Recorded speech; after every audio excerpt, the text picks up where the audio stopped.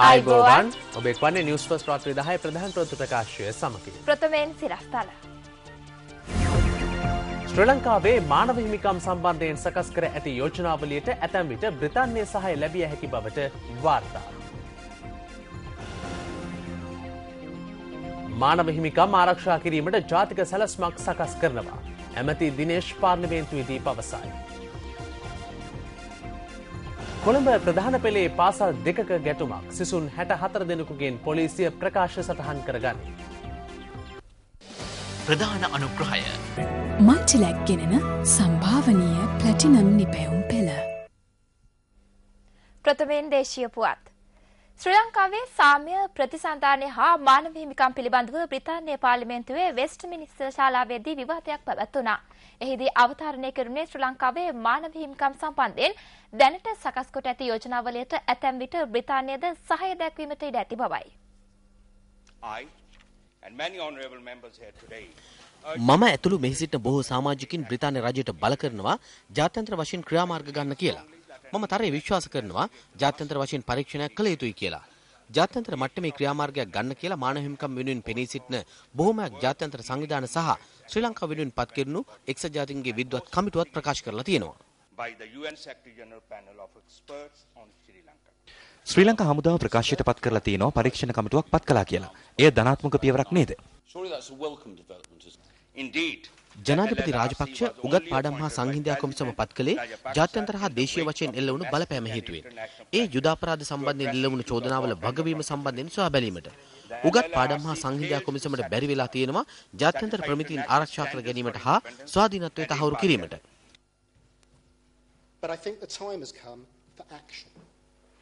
මම හිතනවා කාලය ඇවිත් තියෙනවා ක්‍රියාමාර්ග ගන්න. අපි ආපස්සට ගිහින් බැලුවොත් මේ අහිංසක මිනිසුන් මිය යාම සම්බන්ධයෙන් මම කාටවත් මෙතන චෝදනා කරන්නේ නැහැ.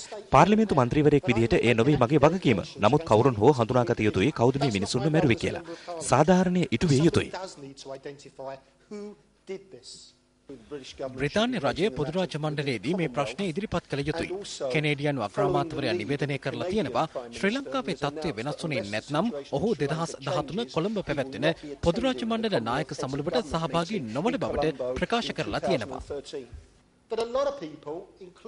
ගොඩක් මිනිස්සු ශ්‍රී ලංකා රජයට ඇතුළුව ඒ අය බලාපොරොත්තු වෙනවා මේ ප්‍රශ්න යට ගැසෙයි කියලා. හැබැයි මට සහතිකයක් දෙන්න පුළුවන් ඒක එහෙම වෙන්නේ නැහැ. අපිට උන සාධාරණය හැමතෙම. ඒක කඩිනමින් කළ යුතු දෙයක්.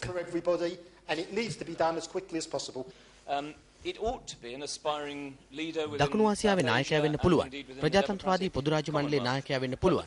නමුත් සත්‍ය තමයි ඊට ඉහළ උසස් ප්‍රමිතීන්ට අනුකූලව මානව හිමිකම් පවත්වාගෙන යාම.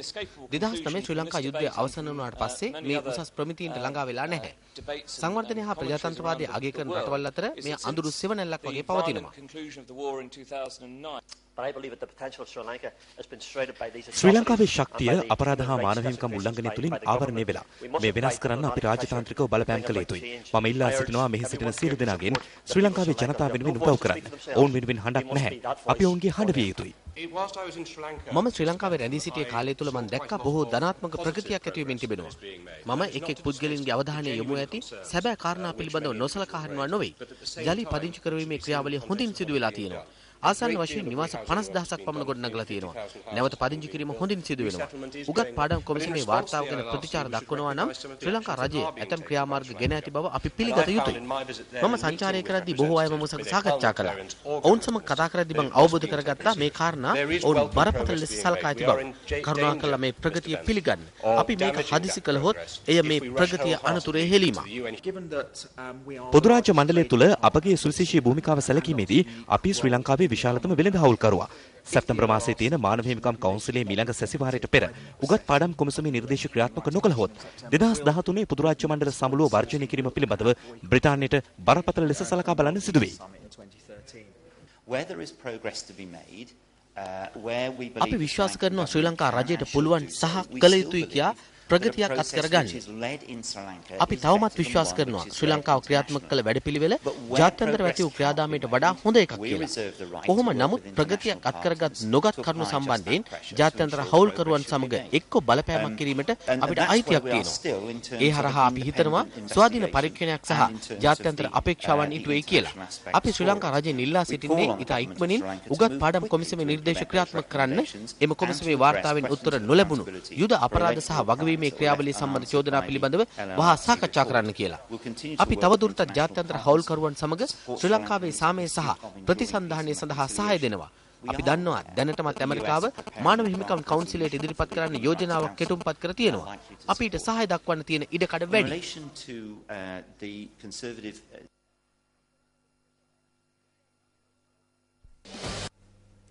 අමාත්‍යවරුන් පිරිසකගේ ප්‍රධානත්වයෙන් රජයේ ප්‍රවෘත්ති දෙපාර්තමේන්තුවේදී අද මාධ්‍ය හමුවක් පැවැත්වුණා.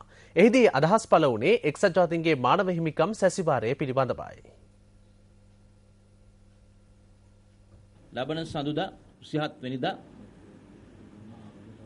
මේ මානව හිමිකම් කොමිසමේ කටයුතු ආරම්භ වන දිනේ වන විට අපේ දිවයින පුරා සෑම මැතිවරණ කොට්ටාසයකම ඒ මැතිවරණ කොට්ටාසවල තෝරාගත්ත ජනාකීර්ණ නගරයකදී අපේ මතයේ අදහස ඊට එරෙහිව ප්‍රකාශ කරමින් ජනතාව පෙළගැස්වීමේ වැඩපිළිවෙල සෑම දිස්ත්‍රික්කයකමත් විශේෂයෙන්ම කොළඹ නගරය තුලත් අපේ වැඩපිළිවෙල ක්‍රියාත්මක කරනවා.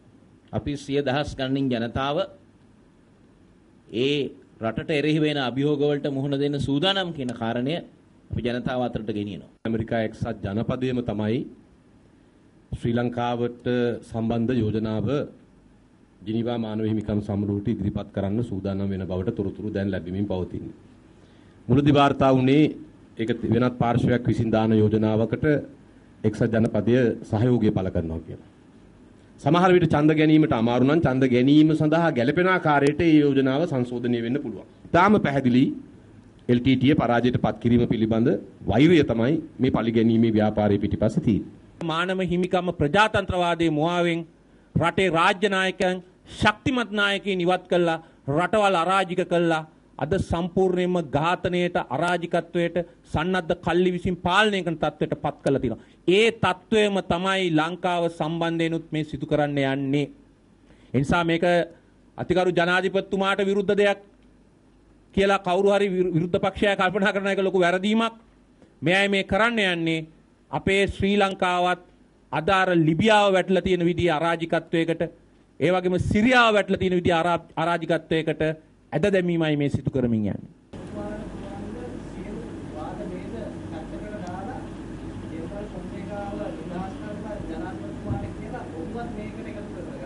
ඔය ඒක වෙනත් ප්‍රශ්නයක් නේ.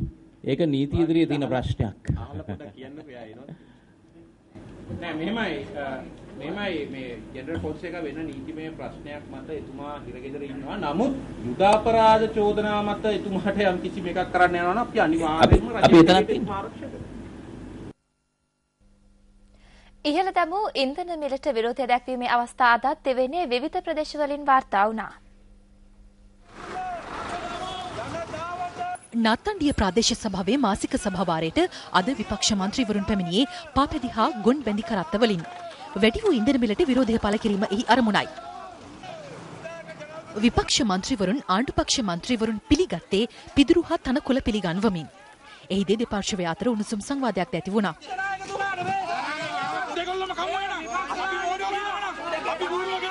විපක්ෂ මන්ත්‍රී අසුන් හා මේසවල තනකොළ පිඟන්ඩ දැකගත හැකි වුණේ මේ අතරතුරයි. ඉන්ධන මිල ඉහළ දැමීමට විරෝධය පා හබරාදුව ප්‍රාදේශීය සභාව රැස්වීමට විපක්ෂ මන්ත්‍රීවරුන් පැමිණියේද පාපැදිවලින්. ඔවුන් සභාවට ප්‍රමාද වී පැමිණි අතර ඒ වන විට ආණ්ඩුපක්ෂ මන්ත්‍රීවරුන් සභාවාරය පවත්වා අවසන් කර තිබුණා. ඌව පළාත් සභාවේ විපක්ෂ මන්ත්‍රීවරුන්ද අද පෙරවරුවේ සභාවාරයට පැමිණියේ ගොන් බැඳි කරත්තවලින්. ඉන්ධන මිල ඉහළ දැමීමට විරෝධය පළ කරමින් හුළු එලි දල්වමින් සටන් පාට කියමින් ඔවුන් ගමන් ගත්තා. විපක්ෂ මන්ත්‍රීවරුන්ට ඉදිරියෙන් ගමන් කළ මේ දෙදෙනා විපක්ෂය නම් නොවේ. ආණ්ඩුපක්ෂ මන්ත්‍රීවරුන් දෙදෙනෙක් වූ ඔවුන් තනකොළ මිටි රැගෙන ඌව පළාත් සභාව ඉදිරිපිටට පැමිණියා.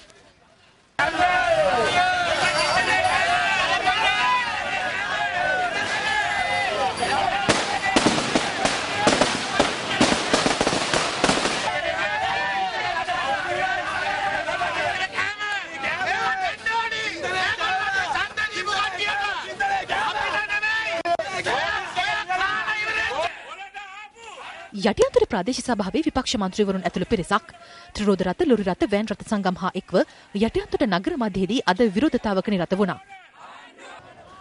සමස්ත ලංකා දුම්රිය සේවකීන්ගේ පොදු සේවක සංගමය අද මරදානයේදී උද්ඝෝෂණයක නිරත වුණේ ඉන්ධන මිල ඉහළ දැමීමත් සමග අත්‍යවශ්‍ය පාරිභෝගික භාණ්ඩ හා විවිධ මහජන සේවාවල පිරිවැය ඉහළ ගොස් ඇති බව පවසමින්. අපි වෙනුවෙන් අපි නම් වූ කාන්තා කතිකාවක් අද කොළඹදී පැවැත්වුණා. වැන්දපු භාවයට පත්වෙච්ච උතුරු නැගෙනහිර ප්‍රදේශයේ කාන්තාව 89000ක් ඉන්නවා. මේ 89000 වෙන කාන්තාවන්ට අද හරි ආදායම් මාර්ගයක් නැහැ. ජීවන වියදම දිනෙන් දින ඉහළ යනවා. ඉන්ධන මිල ඉහළ යනකොට සියලු අත්‍යවශ්‍ය භාණ්ඩවල මිල ඉහළ යනවා. සේවාවන් වල මිල ඉහළ යනවා. මේවා දරා ගන්න බැහැ. අද 140ක් තමාගේ විදුලි බිලට ඇතුල් කරන්න පුළුවන් කමක් තියනවාද? අර පිරිමැස්මෙන් කටයුතු කරත් අද අපිට තුන් වෙලා කන්න පුළුවන්ද කියන එක ප්‍රශ්නයක් බාටපත් වෙලා තියෙනවා.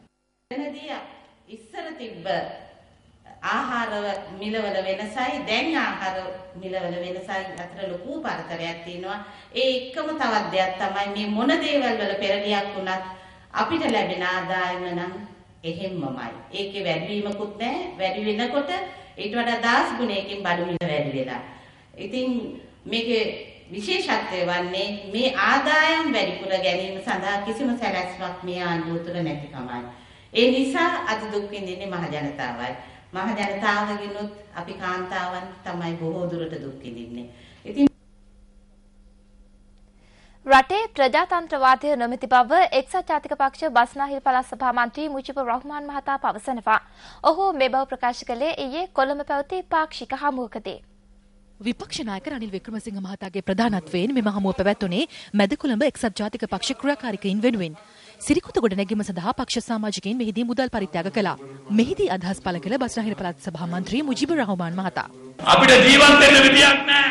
අපිට දවල්ට කෑම ටිකක් ගන්න විදියක් නැහැ. අපිට මගදුටේ පාරේ බහලා යන්න විදියක් නැහැ. මේ රටේ ප්‍රජාතන්ත්‍රවාදේ නැහැ. උසාවියට ඇවිල්ලාද සුදු වෑන් වලින් මිනිස්සු පැහැරගෙන යන කාලයක තමයි අපි ජීවත් වෙන්නේ. එහෙමනම් මේ රටේ ප්‍රජාතන්ත්‍රවාදය ආරක්ෂා කරගන්න මේ රටේ ජනතාවට ජීවත් වෙන්න පුළුවන් ජීවන තත්ත්වයක් උදා කරගන්න තමයි අපි එදා උද්ඝෝෂණය කරේ. සුභානාගතේ අපිට නෙමෙයි. අපිට සුභානාගතයක් නැහැ. අපිට අපේ ළමයින්ට මේ රටේ අසුභානාගතයක පෙරනිමිති පහළ වෙලයි තියෙනවා කියන එක මතක තියාගන්න සහෝදරවරුනි. විපක්ෂ නායකවරයා ඇතුළු පිරිස රජයේ අනුගාමිකයින් ලෙස කටයුතු කරන ආකාරයක් පෙනී යන බව එක්සත් භික්ෂු පෙරමුණ චෝදනා කරනවා. එම පෙරමුණ මේ බව පැවසුවේ බලගොල්ල කෙංගල්ල බෞද්ධ මධ්‍යස්ථානයේදී ඊයේ පැවති ප්‍රවෘත්ති සාකච්ඡාවකදී. මේ රටේ නාස්තිකාර වියදම් පිළිබඳව බැලුවොත් අහස උසට නැගලා තියෙනවා කියන එක ප්‍රකාශ කළ යුතුයි. අද විහාරස්ථානවලට දාන වේලක් සැපයීම පවා අපේ දායකයින්ට මහා අපහසු කාර්යයක් බවට පත් වෙලා තියෙනවා. රට පුරාම නොයෙකුත් උද්ඝෝෂණ ඇති වෙනවා. අපි දකිනවා විරුද්ධ පක්ෂේ නායකයා ඇතුළු පිරිස රජයේ අනුගාමිකයන් හැටියට රජයේ කරන කටයුතු අනුමත කරන අය හැටියට තමයි අපට යම් කාර්යයන් කරන අවස්ථාවන්දී අපට පෙනී යන්නේ.